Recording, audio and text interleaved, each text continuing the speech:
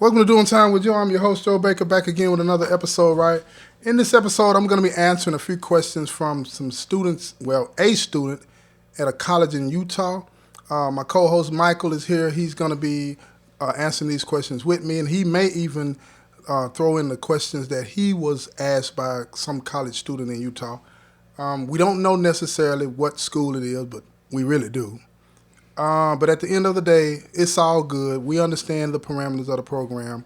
It's supposed to be one of those situations where we're not supposed to write them directly, which we don't.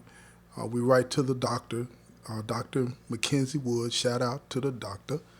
But at the end of the day, I think that something like this is worthwhile doing, especially under these circumstances. But before we get started, I'm going to let Michael introduce himself and say something. Hello again, everybody. I hope that everything's well with you and that this class can benefit from the answers we give and send us more. It'd be easier for us to answer like this. Dig that, dig that. I received a letter. This letter was written January 12th. I received it yesterday. And that was, what was yesterday's date, Michael? 31st, wasn't it? The 31st, over 2 weeks. Now, that's neither here nor there with me, but I wish we would all get caught up with the modern times and do this by email or something like that. We can speed this process up and you could have many, many, many of these episodes to enjoy and ask any questions that you may have, and a lot more questions at that. But my pen pal from Utah, her name is Nicole. And Nicole wrote this letter to me, and I'm going to read it to you. And this is what she says. I'm a student working on a master's degree at a college in Utah. I'm in a class that is studying the prison experience, and we're given the chance to explore this through a pen pal exchange. I have worked in numerous arenas in the criminal justice system, and this topic fascinates me. She goes on to say, I was told you run a podcast called Doing Time with Joe and would be sharing these. Indeed, I am. The questions I have for you are, 1, have you been incarcerated at other facilities or moved or transferred, and how did that experience compare to your current facility? Was it a plus or a minus, right? And the second question is, I started listening to your podcast. I love the prank calls. Dig that, appreciate it. How did you get started with this? Is this a unique opportunity given to you, or are there others doing something similar? And the third question is, what are you most grateful for, big or small? And she goes on to say, I am open to any other topic or inside peek you would want to discuss and hope to hear back from you. Here are our ground rules and guidelines we have to follow. I'm trying to be as transparent as possible. 1, at the end of the semester, it's April, all correspondence must stop. I can no longer write or receive any mail. True that. The class will be taught again in the future if you want to participate again. And the letters will be posted and shared with the whole class. And you can respond to my address, Professor Dr. Mackenzie Wood. And then I'm not going to give you the P.O. box. She says, I hope to hear back from you and thank you for your time. Sincerely, Nicole. Well, let's get to it. I am going to do my best to answer these questions and give you any other information that I might feel is relevant that will help you with this class and this program. But before I do that, Michael, do you want to say anything about the questions that you were sent and what they were, you know what I'm saying, and anything like that? If I can remember correctly, Well, you should have been better prepared then. One was I got to work. I work for a living. That's what's up. That's what's up. So the one question was asked was about the commissary. Okay. And of course, it's terrible here because Why you say that? we don't have but half a page of food. Half a page of food. Explain that to them. They might not understand Okay, that. the half a page of food items. You got front and back, so the whole front is miscellaneous stuff, and some of it might be some of the food that's on the front, but the food items that are on the back is only half the page. So it's not a good variety of food. So, me personally, I don't go to eat. I don't go to chow hall. Right. So I need some more food. So what are some of the items on the commissary? 'Cause, I mean, they might want to know that. Tunas, soups, chilies, all pouch items when it comes for the chilies and tunas and ramen. Everything is high in sodium. Yes, yes. Yeah. Cholesterol. Yeah, and which I'm trying to cholesterol. avoid, Yeah. so Yeah, most of the people that eat this after a long period of time are usually end up on blood pressure meds and stuff like that. So yeah. And Yeah. and another question that I particularly liked was, what does the system do to help you? If I'm wording it right, what does the system do to help you or prepare you when you're released? you're right, Nothing. absolutely nothing. So no. You wouldn't give them 5 out of 10 stars. Nothing. They don't do anything. Just be fair. Anything that well, maybe have not some- to you, but to somebody else, They have some services. They have some such services. as What's the woman that does the thing up front? The not up front, but the release thing. reentry. Reentry. Right. They got a little bit. Okay, wait a minute. they have Hold the up. program. Wait a minute. Explain what reentry is. They don't know. I don't either. Well, that'd be darn. Okay, look, reentry is like preparing you for when you reenter society, right? I get that. They part. give you, dig that. They give you help with getting, like if you have to get food stamps, they help you get your driver's license, from my understanding, whatever they do. I don't know the details of that part. If you're on medicine, they'll make sure that you have a way to get your medicine. I think at least for 3 months when you leave here, you're stocked with your meds. If you're a mental health patient, they help you get lined up with getting SSI and things like that, whatever you're qualified for. But for somebody that's, and they do conduct and hold a job fair. Which you can only go to if you were picked. Yeah, most of the time, the people that really need to go to the job fair, for whatever reason, don't get to go. But I do believe they, I want to be a little fair with that because I think that they do make an effort. Now, I don't know what happens every time where it falls apart at the end, but they do make an effort. But let me try to answer one of the questions that I have, right? That's that first one, right? And then let me read it again. She said, have you been incarcerated at other facilities or moved or transferred? And how did that experience compare to your current facility? Yes, I have been moved around quite a bit. I've been locked up for 34 years now. And I've been to, Have you been to all of them? not all of them, quite a few. All the older ones. Yes, We'll all the exclude- older exclude CCA. facilities. And she wants to know, how did that compare? How did that experience compare to your current facility? This facility is the most, bar none, the most laid back place that I've been. At other prisons, and let me try to explain this to you so you'll understand. At other prisons, when you go to the shower, you would have to wear boots. Well, let me be real. I never did that because I was participating at that time, back in the day, in gang-related activities, and I never really had to worry about security issues like that. But most people at a facility other than this one, they have to go to the shower with their boots on. And that's a big deal because the shower is one of the most vulnerable places that you're going to be. So you have to be prepared, even when you're taking a shower, to be ready to fight and defend yourself. So where you were at, did the shower doors lock? No, you just pulled them up. No, they didn't lock. No, they didn't lock. I They know didn't Northwest lock. they did. They didn't lock. locked But again, like I say, I didn't really have those problems. And during the time that I was at these other facilities, I only saw maybe a couple of assaults take place anyway. from the shower. Yeah. So, yeah. But being at this place has been a plus. Those other places, it is what it is. But I know when I was being transferred, let me say this about being transferred.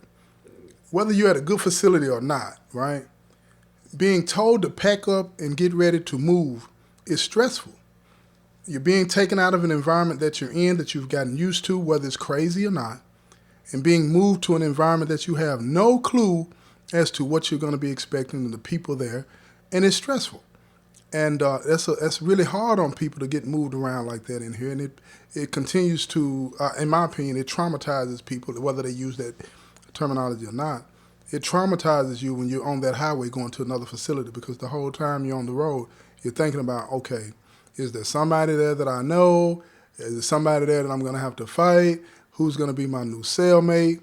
So on and so forth. All kind of questions like that, right? So it's a stressful experience, you know what I'm saying, just because you're moving, whether you're going to a good place or a bad place. But you know, out of the 20 some odd prisons or whatever that are in Tennessee, Hmm. do you think that you know at least 2 people At every one. At every one of them? Absolutely. I would say so too. Absolutely. Absolutely. But I'll say this.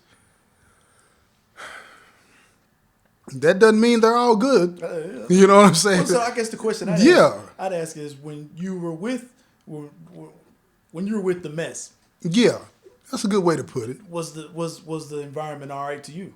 Because because I was you with the enjoying mess. When you're in that bubble, you don't realize. Come on now. Yeah. You don't realize how bad it is. Yeah. You know, until you're outside of that, and you've had some time to be outside. And when you look back, like, oh, I was tripping.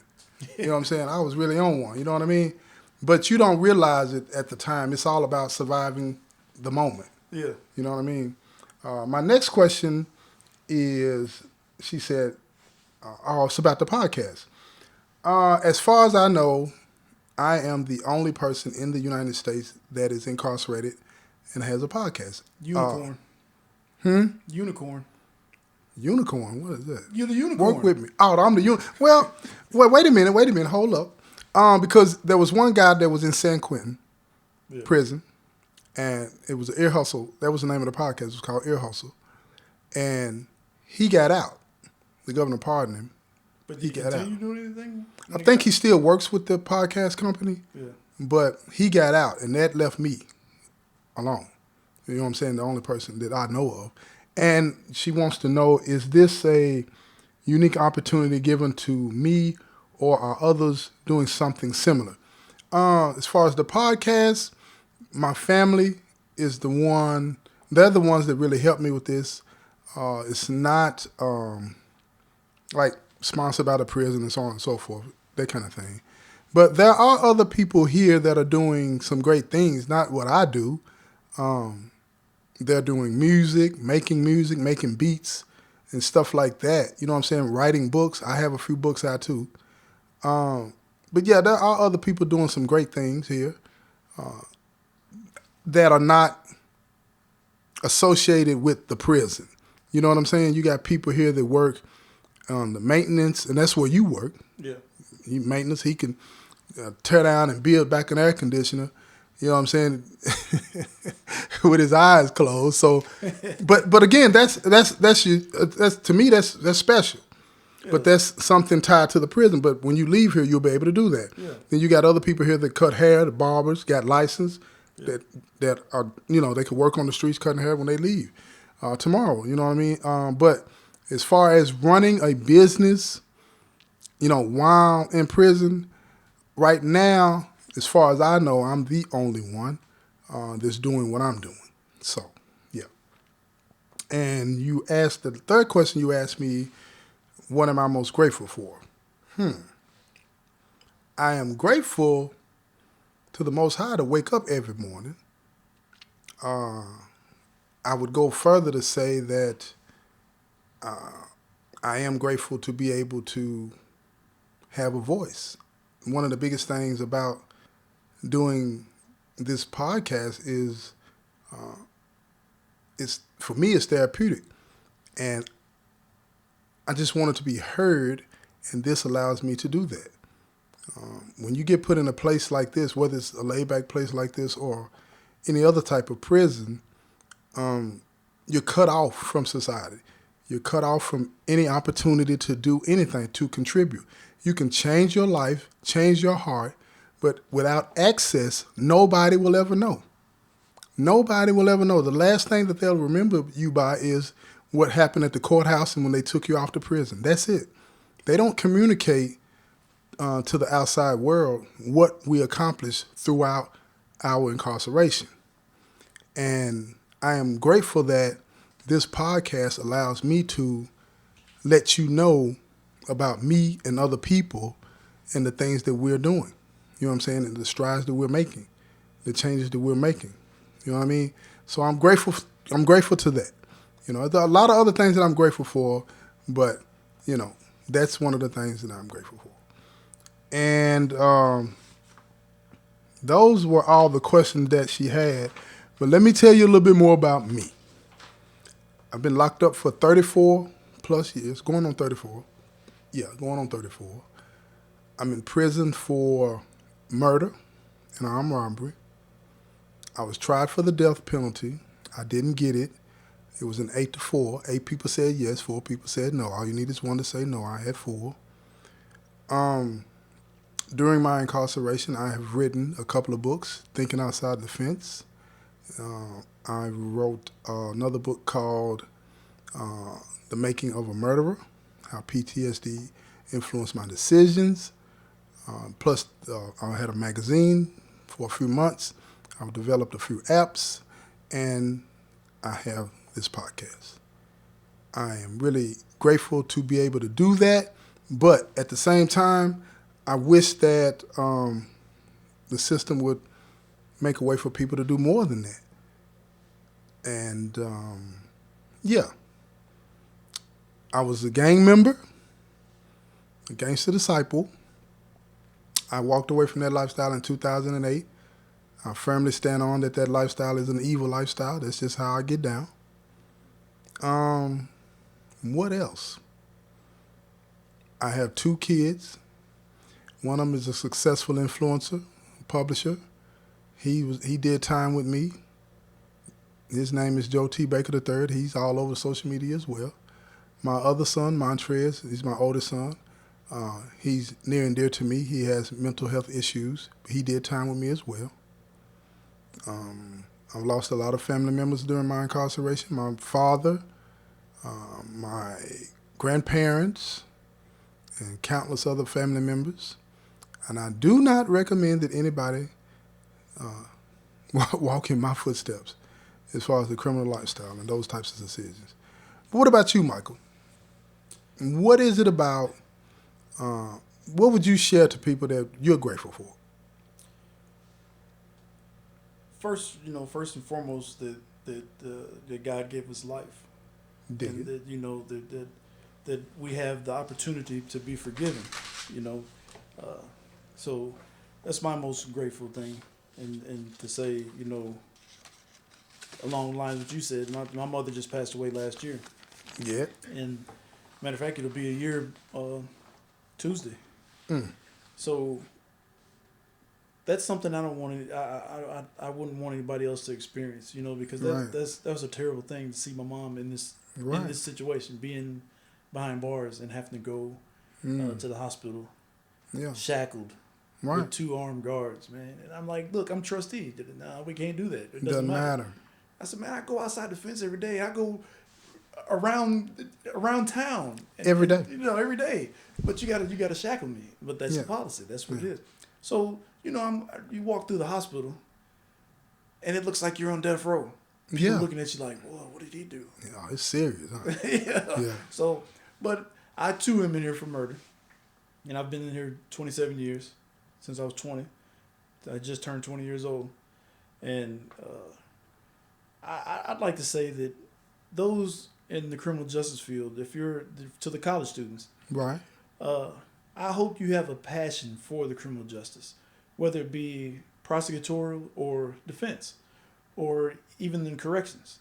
I hope you have a passion for that, because without that passion for it, there's certain jobs that you shouldn't have if you don't have a passion for it. Lawyer, doctor, or teacher. Right. Because if you don't have a passion for those things, then you're not going to be doing it to the level it needs to be done. Right. So I would hope that you guys have a passion for what it is that you're studying. And let me add something to that, right? When you talked about those that might be going into the criminal justice field, I have really come to understand and believe if you don't believe in rehabilitation or reformation and those types of things, if you don't believe in that, I'm telling you that you're in the wrong line of work. You're going into the wrong line of work. Because at the end of the day, I do understand that some people deserve to be in prison and not get out. I get it. I've seen some real monsters in here. But for the most part, most people, if they had the resources and the right counseling and opportunities while they're in prison, they could get out of here and make a real go of it. But that's what's lacking. And if you're coming into this field and you're not trying to bring something to it, to add to it, to make it a better situation for the victims of crime and the perpetrators of crime, you might want to rethink what you're doing, because it's a two-sided coin here, you know? And I get it. You know, most people will tell you don't be thinking about and worrying about what criminals, or whatever you want to call us. I really don't like that term, but most people will tell you not to worry about us. But if you don't worry about us, then the cycle is going to continue. Because if you think about it, the number of people getting out is high. It is It's high. a very high percentage of people that are going to get out. It is high. So do you want this person living next to you that has been rehabilitated, that has been reformed? Or do you Right. want this person that was doing the same old thing in prison? Right. You But know, that reform, that rehabilitation can only take place when you have true programming. Yes. True, yeah, and if we don't get that, and I understand, everybody wants to say that money is funding, the resources are tight, and all this and that, right? But you're gonna pay one way or the other, and I would rather invest tax dollars in trying to help someone get it right. If you have sole possession of a person's mind and body for X amount of years, you're trying to tell me that you can't influence the behavior of that person in a positive way? Fear does not change anybody. Fear does not change anybody in here. You know, having situations in prisons where you have officers that think it's okay to beat us up, smack us around, and do all these things and intimidate us into change, that's not going to work. It hasn't worked the whole time I've been in here, and it's not going to. It's not going to, because when you treat people like that, you get short-term change. I'm going to change while I'm in front of you, but I'm building up this resentment towards you at the same time.